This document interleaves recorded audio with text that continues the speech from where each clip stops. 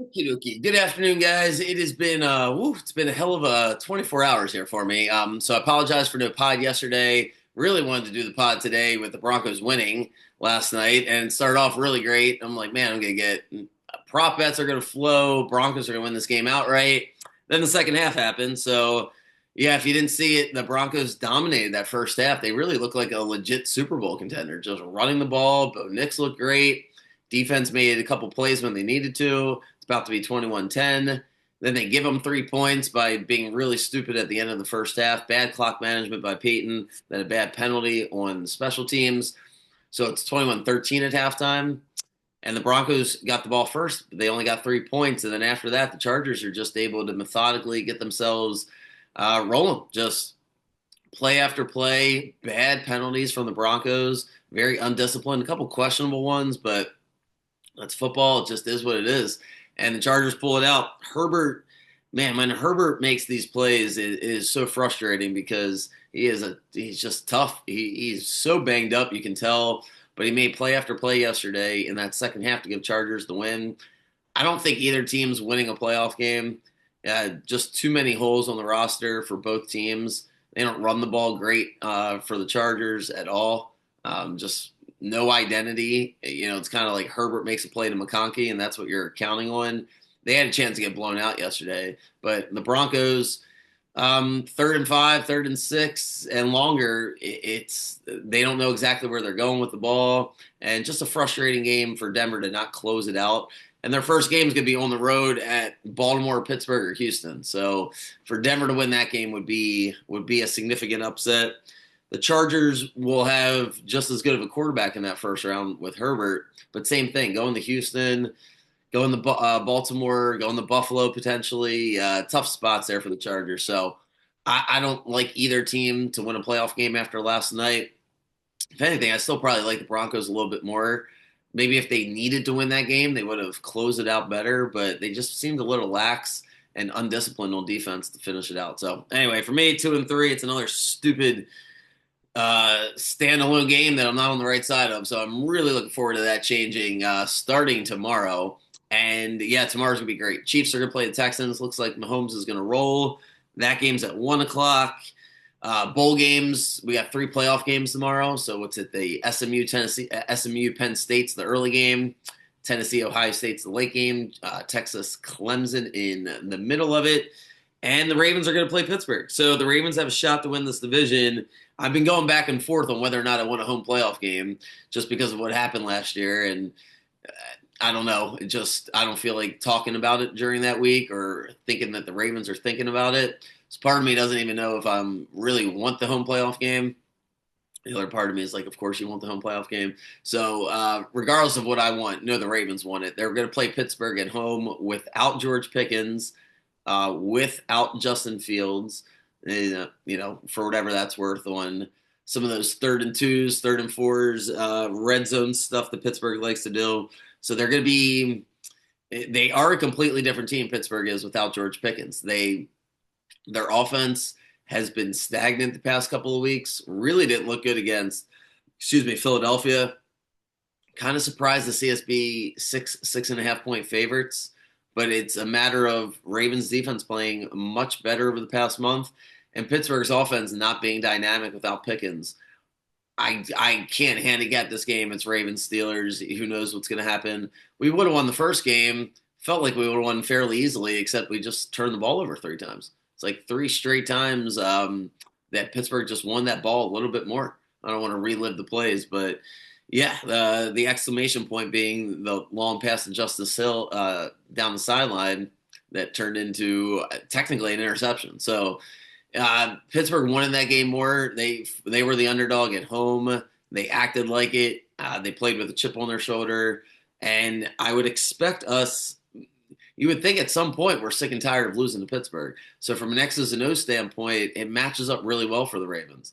Like I just alluded to, without George Pickens, Pittsburgh's going to try to play that 3 yards in a cloud of dust, and they don't have the offensive line that they've had in years past to be able to move guys. They just don't. Pittsburgh's offense has been dynamic this year when Russell Wilson is able to get the ball down the field, primarily to Pickens and then it opens up Fryermuth and company to get things rolling. Uh, they're not going to just run the ball right down our throats tomorrow. I would really be shocked if that happens. It's going to come down to staying ahead of the sticks. I would favor the under in this game. Pittsburgh's going to really they're going to just try to make this a 13-13 game in the fourth quarter. Their mentality on offense will be very, very conservative tomorrow. A lot of screen passes, a lot of wide receiver screen passes, just dink and dunk with Russell Wilson, because they know if we jump on them 7-0 and they have to throw the ball, they're not going to be able to do that. So look for the Ravens defense to continue to play well. I haven't talked a tremendous amount about the personnel, Marcus Williams, Darius Washington, and that drama, simply because Harbaugh barely gives you anything. So it's like just trying to guess, and there's just not much there. So Darius has been, all I know is what I see on the field, and he's really solidified the back end of the defense. We're not giving up big plays. We're going to be flying around. We're healthier than they are. We basically had a practice game last week against the Giants.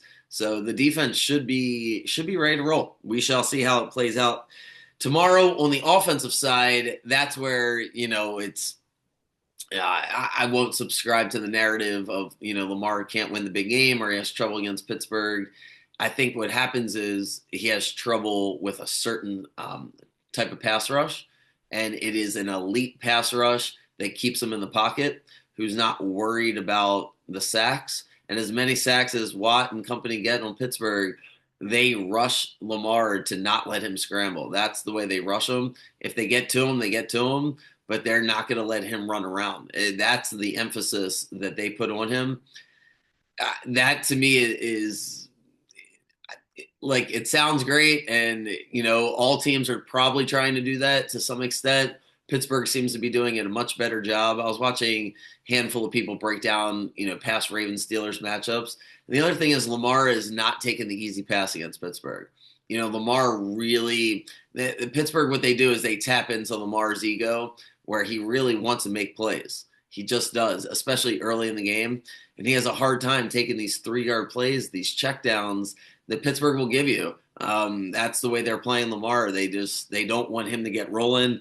I think Lamar is going to be great tomorrow. I think he really is. The guys around him, we shall find out. But Lamar's been so good this year. I thought it was great. Frankly, they fumbled the ball last week to start the game, just to get, he's not going to play perfect from here on out. So he gets that fumble, and then he decides, like, he played better after that instead of letting it bother him or frustrate him. So there's been a tendency in the past where one bad thing could lead to another. That's just Lamar this year has been great. Yes, he's been amazing. So I have a feeling the Ravens are going to roll him tomorrow and begin their run. You look around the AFC, and it's like maybe the Bills peaked early. The Chiefs are really hurt. Mahomes being hurt is not, it can't possibly be a good thing. The Texans haven't gotten ready to roll yet. Maybe they will. Maybe they just, it's just a team that has too many holes. Pittsburgh peaked earlier. They're not as healthy or dynamic as Baltimore. The Broncos and the Chargers certainly don't compare to the Ravens. Ravens beat them both this year.